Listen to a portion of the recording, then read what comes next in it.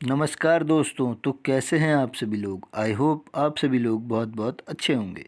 स्वागत है आप सभी का एक बारी फिर से मेरे चैनल अवेयर फार्मा में। और आज हम डिस्कस करने वाले हैं फार्मास्यूटिकल माइक्रोबायोलॉजी जो सब्जेक्ट है बी फार्म थर्ड सेमेस्टर में, उसके 2 मार्क्स के most important question with solution.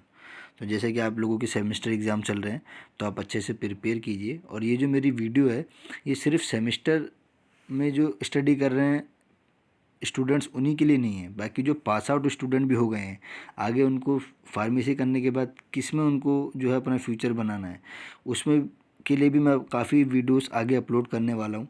ठीक है, जैसे कि मेडिकल कोडिंग भी एक अच्छा करियर है आगे, उस पर भी आप ध्यान देंगे। फार्माको विजिलेंस जो है उसमें भी काफ़ी जॉब्स आती हैं उसके रिलेटेड भी। लेकिन आपको उससे पहले जो है फार्मा का जो बेस है वो आपको क्लियर करना रहेगा। तो माइक्रोबायोलॉजी उन्हीं में से इम्पोर्टेंट सब्जेक्ट है। अगर आप इंडस्ट्रियल फार्मेसी की ओर अगर आप अपना फ्यूचर देख रहे हैं एज ए क्यूए या क्यूसी या प्रोडक्शन में जाना चाहते हैं तो उसके लिए देखिए माइक्रोबायोलॉजी का बहुत इंपॉर्टेंट रोल है।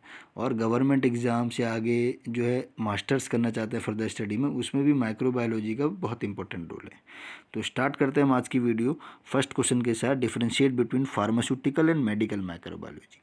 देखिए छोटा सा डिफरेंस है, वर्ड से पता लग रहा है, मेडिकल माइक्रोबायोलॉजी और फार्मास्यूटिकल माइक्रोबायोलॉजी। मेडिकल माइक्रोबायोलॉजी का मतलब है कि हम माइक्रो ऑर्गेनिज्म की स्टडी करेंगे, लेकिन किस पे, ह्यूमंस के अंदर, कि उनके अंदर क्या डिसीज़ हो रही है उस माइक्रो ऑर्गेनिज्म से। वहीं फार्मास्यूटिकल माइक्रोबायोलॉजी के अंदर हम स्टडी करेंगे माइक्रो ऑर्गेनिज्म की, पर उसका इम्पैक्ट किस पे होगा, मेडिसिन पे या फार्मास्यूटिकल प्रोडक्ट्स पर।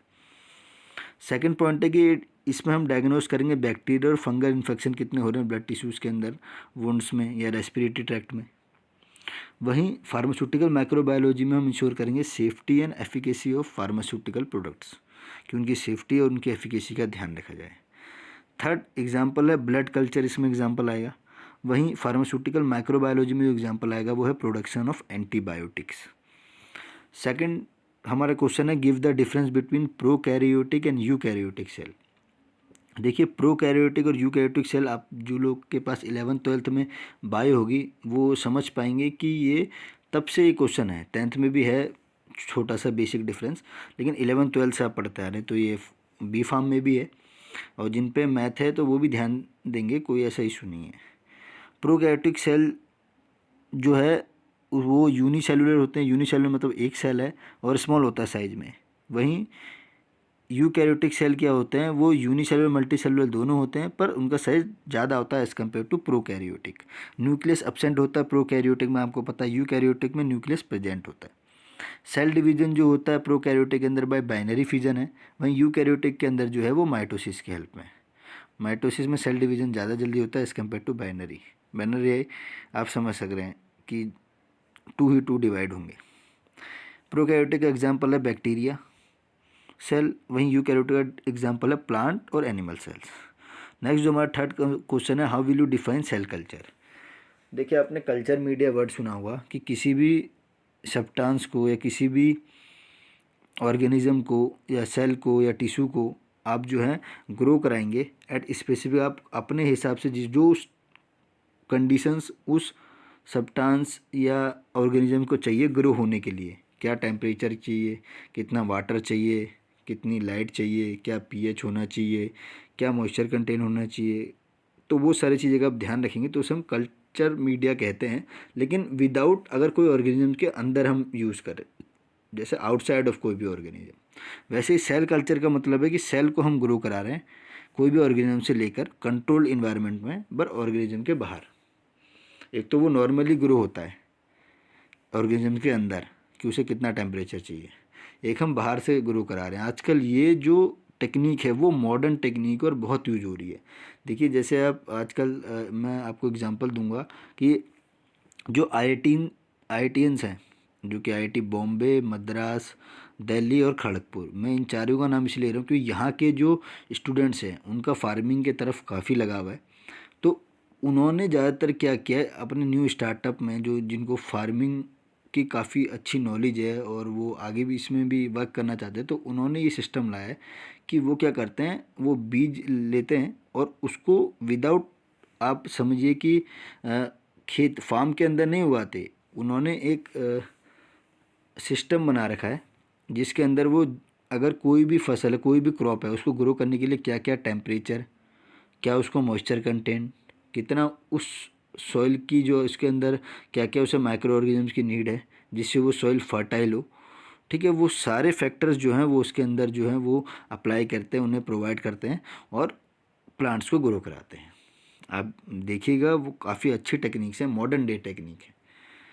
तो ये सेल कल्चर रहा आपका। फोर्थ क्वेश्चन है write any 4 names of equipment for sterilization. देखिए बहुत इक्विपमेंट्स हैं जो यूज़ करते हैं हम स्टेरिलाइजेशन के लिए। स्टेरिलाइजेशन वही है कि कोई भी सरफेस से माइक्रो ऑर्गेनिजम्स को रिमूव आउट कराने को हम स्टेरिलाइजेशन कहते हैं।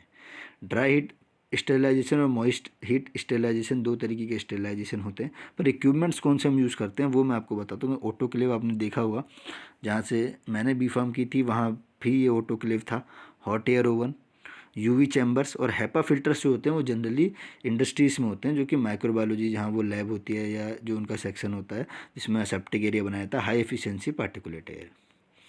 फिफ्थ क्वेश्चन है give the contribution of Louis Pasteur in the field of microbiology. देखिए Louis Pasteur well known scientist हैं, इनका बहुत क्रूशियल रोल है क्योंकि इन्हें फादर ऑफ माइक्रोबायोलॉजी के नाम से भी जाना जाता है।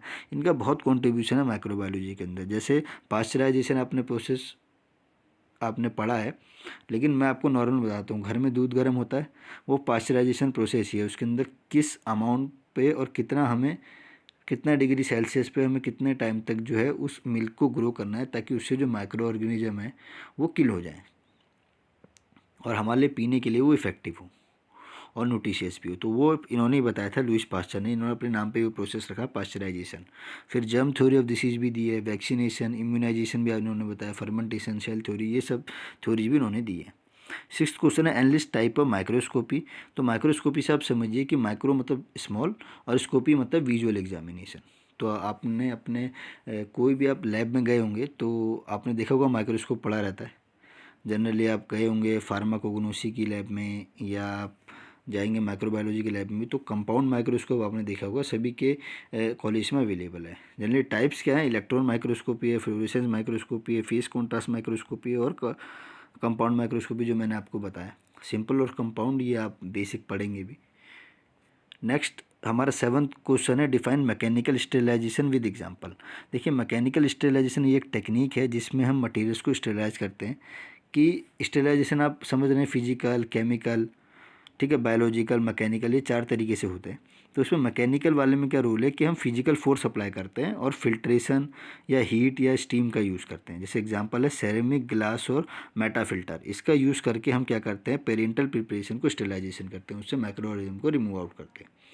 एट्थ क्वेश्चन है मेजर मोस्ट इंपॉर्टेंट क्वेश्चन है ये, सेमेस्टर पॉइंट ऑफ व्यू के लिए भी हर साल आता है, ये रिपीटेड क्वेश्चन है और आपको नोन होना चाहिए क्योंकि गवर्नमेंट फार्मासिस्ट में भी ये बहुत पूछा गया है। जो ईएसआई का एग्ज़ाम आता है या आरआरबी का भी जो एग्ज़ाम आने वाला है रेलवे का मार्च अप्रैल में, उसमें भी क्वेश्चन हो सकता है आए। बैक्टीरियोस्टैटिक और बैक्टीरियोसैडल।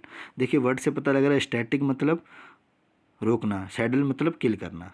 तो बैक्टीरियोस्टैटिक का मतलब है कि ये एंटीबायोटिक्स की जो ग्रोथ, जो बैक्टीरिया की ग्रोथ है उसको प्रिवेंट करता है। वहीं सैडल क्या करता है, किल करता है। देखिए थोड़ा जो मैंने लिखने का जो तरीका है वो यही है, लेकिन मेरा थोड़ा उल्टा हो गया, तो आप समझिएगा मैंने एरो के मीडियम से जो है सही कर दिया है। और वहीं बैक्टीरियोसाइडल जो है इरिवर्सिबल, अगर एक बार बैक्टीरिया किल हो गया तो दोबारा ज़िंदा नहीं हो सकता है। वहीं लेकिन बैक्टीरियोस्टैटिक में क्या है कि अगर हम उसने ग्रोथ, अगर हमने उसको रोक दी तो ग्रोथ तो बाद में बढ़ सकती है, तो वो एक्शन जो है रिवर्सिबल है। तो ये छोटा सा डिफरेंस है, वर्ड से आपको पता लग रहा है। नाइन्थ क्वेश्चन है enumerate the source of contamination in septic area. तो डिफरेंट सोर्सेज है कंटामिनेशन के, जैसे रॉ मटेरियल से हो जाता है, इक्विपमेंट हमने जो यूज़ किया वो प्रॉपरली स्टेलाइज नहीं है, एटमॉस्फेरिक कंडीशन सही नहीं है, या फिर स्टाफ और पर्सनल की वजह से हो जाए, जो वहाँ पे स्टाफ है या जो भी वहाँ बिल्डिंग्स हैं उनकी वजह से ये प्रॉब्लम आए। 10th क्वेश्चन है व्हाट इज माइक्रोबियल स्पॉइलेज। देखिए माइक्रोबियल स्पॉइलेज ये एक प्रोसेस है जिसमें कोई फूड डैमेज हो जाता है with the use of micro organism, जैसे फंगी, बैक्टीरिया, ईस्ट, मोल्ड। इसका बेस्ट एग्जांपल है, अगर मैं आपको बताऊं तो आपने घर में ब्रेड देखी होगी, उस पर अगर आप 2-4 दिन आपसे नहीं खाएं और उसे रखें तो उसमें मोल्ड लग जाती है। आप देखिएगा ब्रेड काफ़ी अजीब सी हो जाती है। और same as compare to pharmaceutical product है कि अगर कोई माइक्रो ऑर्गेनिज्म उसमें जो है उसको स्पॉइल करे, मतलब ख़राब करे। कौन कौन से फैक्टर्स है जो अफेक्ट करते हैं माइक्रोबियल स्पॉइलेज को, मॉइस्चर कंटेंट है, pH है, पैकेजिंग डिज़ाइन और स्टोरेज टेम्परेचर है। तो ऐसे ही इन्फॉर्मेटिव वीडियो के लिए और हमारे साथ जुड़े रहें, बेल आइकन को हिट करें। इसकी PDF जो है मैंने डिस्क्रिप्शन के लिंक में आपको दे दी है, वहाँ से फ्री ऑफ कॉस्ट डाउनलोड कर सकते हैं। टेलीग्राम पे मेरा चैनल है अवेयर फार्म, उसको सब्सक्राइब कर सकते हैं। लाइक करें, कमेंट करें और मिलते हैं अगली वीडियो के साथ। अपने अपने परिवार का ध्यान रखें। धन्यवाद।